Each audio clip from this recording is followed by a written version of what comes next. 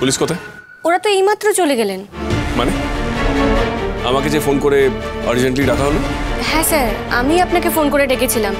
Police officer বলেছিলেন তখনই phone করে ডাকতে হবে আপনাকে। তাহলে চলে গেলেন কেন? বললো পরে আপনার সাথে যোগাযোগ করে নেবে। আমার সঙ্গে কথা বলবে বলে ডাকলো, এদিকে আসার আগে চলেও গেল। স্যার, আপনি তো চিন্তা করছেন কেন? পুলিশ তো বলেছেন সময় মতো আপনার সাথে যোগাযোগ করে নেবেন। আচ্ছা, যারা এসেছিল তারা কি তোমাদের চেনা? লোকাল থানার কেউ? না স্যার, পুলিশ যারা এসেছিল আমাদের চেনা কেউ নয়। এরা তো সত্যি বলছে মনে হচ্ছে, কিন্তু সত্যি পুলিশ এসেছিল তো, নাকি অন্য কেউ? ঠিক আছে,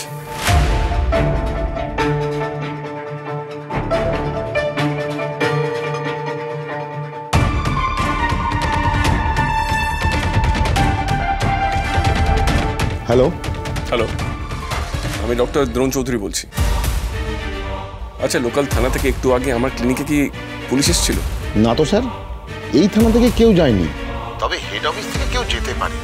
আমাদের স্যার মানে ওই নন্দন ঘোষালের বিষয়টা নিয়ে ডিপার্টমেন্টে খুব তোলপাড় হচ্ছে। ওকে,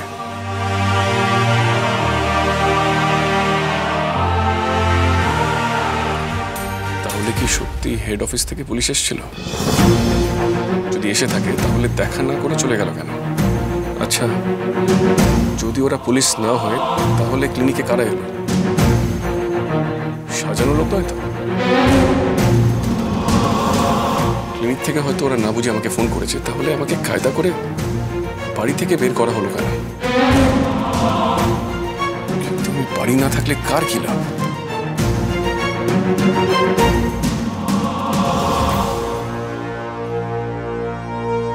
ও গড, চিনির ওপরে হামলা হবে না তো?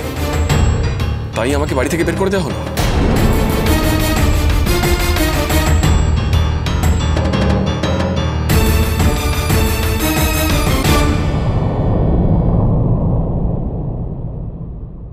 নিশ্চয়ই অসিতা ম্যামকে ট্রাই করছে।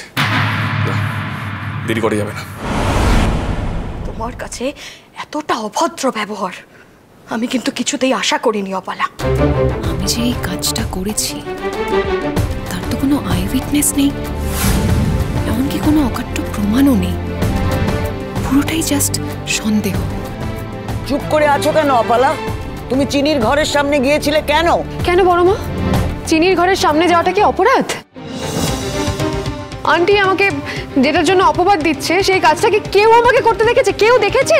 আচ্ছা আচ্ছা, ঠিক আছে, কেউ না সেই কাজ করতে তোমাকে দেখেনি, তাহলে তুমি বলো যে তুমি চিনির ঘরের বাইরে কি করছিলে?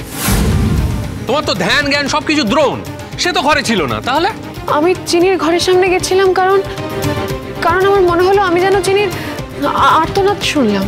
মিথ্যা কথা। চিনি সোম থেকে রবি প্রতিদিন রাত 10:30টায় স্টার জলসায় ও ডিজনি প্লাস হটস্টারে।